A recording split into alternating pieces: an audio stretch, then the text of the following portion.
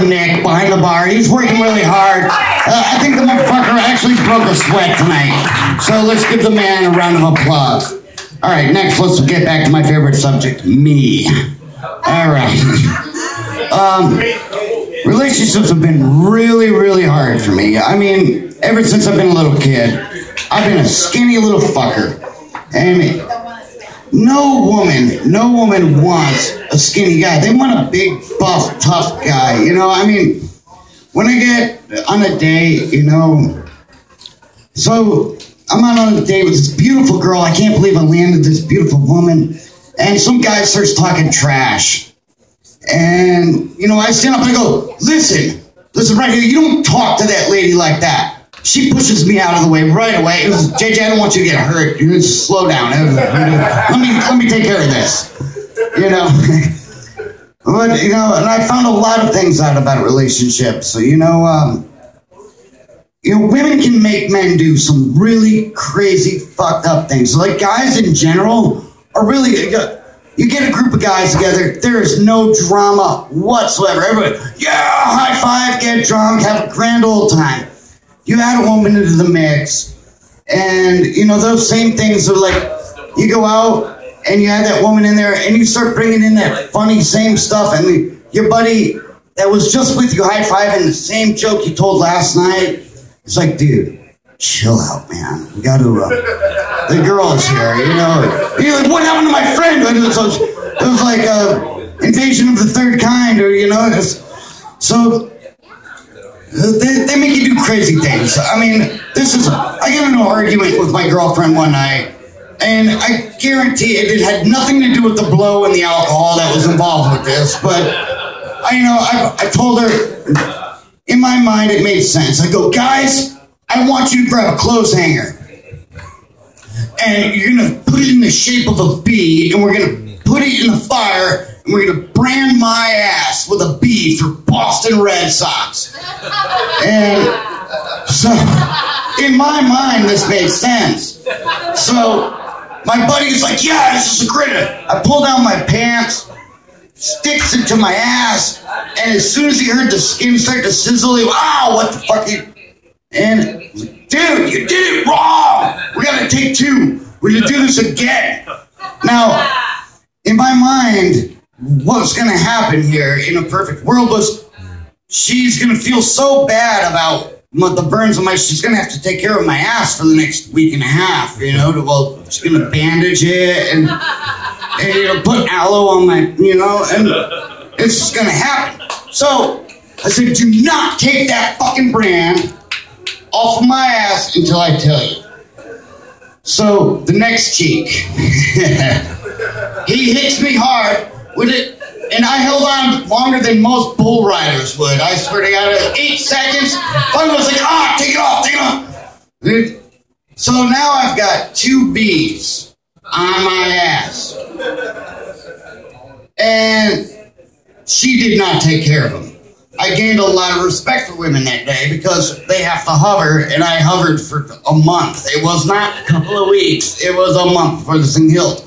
The only way I could justify it is when I spread my cheeks, it said Bob. Now, the way I look at it is, if I'm ever in prison, I say, listen, dude, stay away from me. I'm property of Bob. Until Bob stands up. And that motherfucker is a big dude. And he goes, that's right, you're my bitch. And, this is terrible. Now, there's certain things you don't say to women in a relationship, like when you're trying to pick a woman up. You say, sweetheart, you look really angelic while you're asleep at night. But I have yet to lay in bed next to this woman, so it turned out a little creepy. Another thing you don't say to women, another thing you don't say to women at night, or, you know, when you're trying to get them in the bed, sweetheart, these aren't warts. This is God's way of saying I'm ribbed for your pleasure already.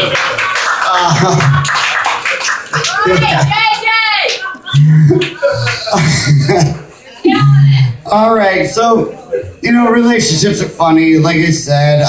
You know, guys are assholes. I'm gonna go on the woman's side of the view. You know, guys can turn around and be like, you're in a relationship, but you're fucking everything else on the side too, you know? And this is when guys get all pussy hurt. They're all like, oh, because she turns around and you break up because she cheated on you. Oh, yeah. You know, then all of a sudden it turns into, oh, God, why? I loved you, you fucking bitch. I'd do anything for you. What's your name over here, sweetheart? Oh, you know, the guys are kind of assholes, too. I mean, I'm not going to get you wrong. They're kind of dicks. You know, where we're going to go with this one, I had one good for you here. Thank you. All right. You know, what were we going to say? No, all right. When you're in a relationship, women can be the most ruthless things on the planet. You're in a relationship, your dick is like God's gift to that woman right then and there. She's like, I love you. Oh, my God, your dick. Oh, I came 3 times last night, and then you break up. And then your dick turns into the most shriveled up little raisin on the planet. She's throwing every woman on. Oh my God, he only lasted 3 seconds. It's just terrible. Wait, last week I was king Kong. Today I'm fucking nothing. I mean, how does that work? I just don't understand. Carol, do you understand how the... Yeah, you have to talk to me later, baby. Yeah. So, I mean, relationships they're just crazy. I still have not yet to figure them out. That's why I'm still single and that, and I love video games and porno. I mean, all right, I got introduced to porno when I was just a little kid.